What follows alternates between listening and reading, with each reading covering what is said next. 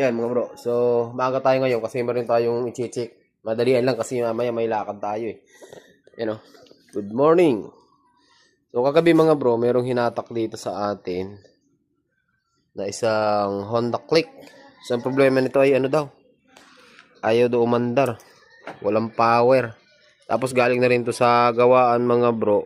Or may tumingin na nito, buo naman daw yung lahat ng fuse. At may laman din yung battery. Chika natin. On. Patay. Wala nga. Wala nga mga bro. So, check muna natin saglit ito. Ano? Version 2 na Honda Click. Okay. So, update ko na lang kayo mamaya mga bro. So, basic troubleshooting lang muna ito. Hindi tayo makakagawa ng tutorial dito kasi magmamadali tayo at mamayang hapon may lakad po tayo.